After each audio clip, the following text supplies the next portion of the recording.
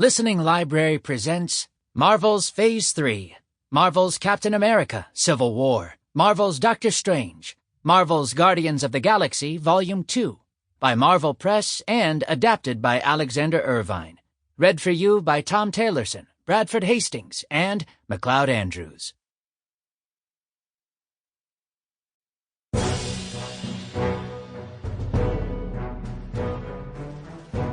Marvel, Captain America, Civil War, adapted by Alex Irvine.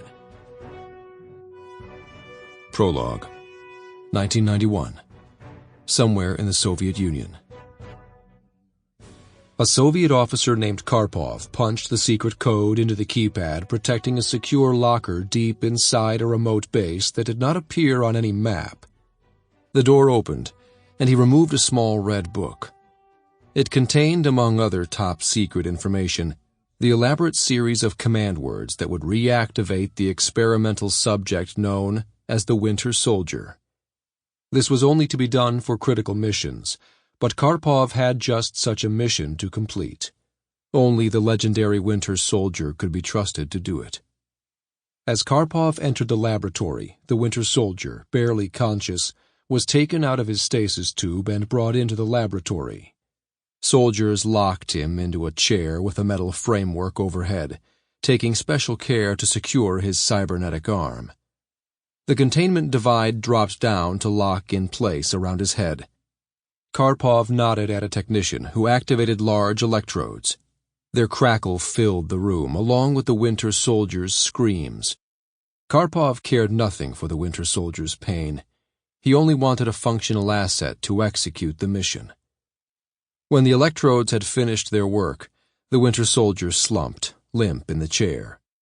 Karpov opened the book and began to read in Russian. Longing. Rusted. 17. Daybreak. Furnace. Each word slotted into the Winter Soldier's head like a puzzle piece, slowly putting his mind back together. 9. Benign. Homecoming. 1. Freight car. The Winter Soldier raised his head, eyes focused. Good morning, soldier, Karpov said. He set the red book on a table near where the Winter Soldier, shackled and sweating, sat. The Winter Soldier looked him in the eye. Did he remember that he had once been James Buchanan Barnes, best friend of Captain America? Could he? Karpov did not know and did not care. The important thing was what the Winter Soldier could do. The command words removed his willpower, and that was all that mattered. Ready to comply, the Winter Soldier said. Karpov nodded. I have a mission for you. Sanction and extract. No witnesses. The Winter Soldier took his time observing the targets to establish their patterns. He chose the perfect night to execute the mission. When the moment came, he pursued the target's vehicle, a stylish town car, down a remote country road. He shot out a front tire and the car crashed into a tree. Then he opened the trunk and found the object he'd been assigned to recover, a steel briefcase. He did not know what it contained, but that was not part of his mission. When he had secured the case, he made sure there would be no witnesses. The two people in the car would look as if they had died in the crash. The mission went precisely as planned. When the Winter Soldier returned to base, the only thing Karpov said before scrambling his mind again was, Well done, soldier. Chapter 1. Present Day. Lagos, Nigeria. Wanda Maximoff was dressed in her street clothes, sipping coffee on the patio of a restaurant in downtown Lagos.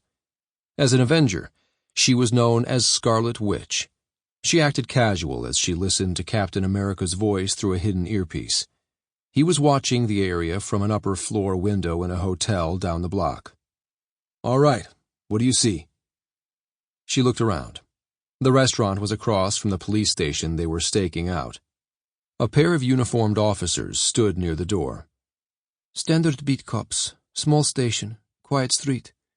It's a good target. There's an ATM in the south corner, which means... She knew exactly what it meant. Cameras. Both cross streets are one way. This didn't bother her. So compromise the escape routes. Means our guy doesn't care about being seen, Cap said. He isn't afraid to make a mess on the way out. You see that SUV halfway up the block? She did. You mean the red one? It's cute. It's also bulletproof, said Natasha Romanoff, more famously known as Black Widow, who was sitting at a nearby table. Like Wanda, she was in a civilian disguise. Which means private security, which means more guns, which means more headaches for somebody. Probably us. Wanda thought they were maybe worrying a little too much. You guys know I can move things with my mind, right? Looking over your shoulder needs to become second nature, Black Widow answered. She had a good reason to feel that way, and Wanda knew it. From the top of a nearby office building, Sam Wilson, codenamed Falcon, chimed in. Anybody ever tell you you're a little paranoid? Not to my face. Why? Did you hear something? Eyes on target, folks, Cap said, keeping them on mission. It's the best lead we've had on Rumlow in 6 months. I don't want to lose him. If he sees us coming, there won't be a problem, Sam answered. He kind of hates us. They had been looking for Brock Rumlow since he'd been unmasked as a Hydra mole inside S.H.I.E.L.D., and they'd finally tracked him down here in Lagos. They suspected he was about to attack the police station, but they weren't certain yet. Cap scanned the area and saw a loaded garbage truck forcing its way down a narrow side street, close to their stakeout location. As he watched, it crashed into a parked car, pushing it out of the way. Angry onlookers shouted at the driver, who ignored them. Sam, see that garbage truck? Cap said. Take it. Falcon touched a button on his armored forearm, and a bird-shaped robot took off from his back. He affectionately called it Red Wing.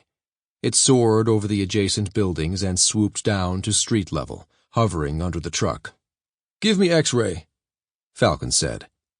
Red Wing returned a visual scan of the truck's interior directly to Falcon's goggles, along with images of the driver and data about the truck's cargo.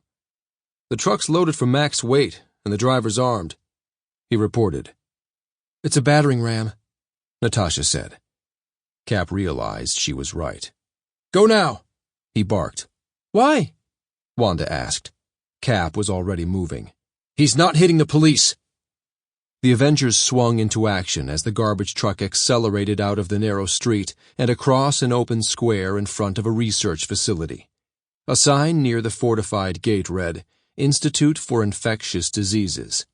The driver dove out and rolled along the pavement as the truck smashed into the gate, destroying it and crashing to a halt on the other side. 2 box trucks appeared from another side street, following the garbage truck's path. The Institute's gate guards scrambled out of the way. A group of armed men in black body armor leaped from one of the trucks and shot their way across the parking lot, taking out all the security guards in the area. Then 2 of them fired gas grenades through the windows of the Institute's main building. As the gas took effect, the Institute's staff dropped to the floor and lay unmoving. Masked and heavily armored men from the truck entered the building while the first combat team stood guard outside. But they weren't counting on Captain America. He dropped over the Institute's wall from a nearby building and disabled 3 soldiers before the rest knew he was there. From the top of a truck, he briefed the rest of the team. Body armor, AR-15s, I make 7 hostiles. Falcon swooped low over an upper balcony overlooking the courtyard, spinning into a double kick that laid out 2 of the gunmen. I make 5, he said as Scarlet Witch arrived. A gunman took aim at her, but she cast a swirling shield of chaos energy that no projectile could hope to penetrate. Then she caught him and flung him into the air, calling out, Sam! Right on time, he dove down and smashed the flying gunman across the courtyard with the leading edge of his wing. 4, he said, and landed next to Cap and Wanda as Red Wing scanned the building's upper windows. Rumlow's on the 3rd floor. Wanda? Cap said immediately. Just like we practiced. What about the gas? Get it out, he said. The move they had practiced involved her using her powers to throw Cap across distances too far for him to jump. It worked to perfection. Red. Sample complete. Ready to continue?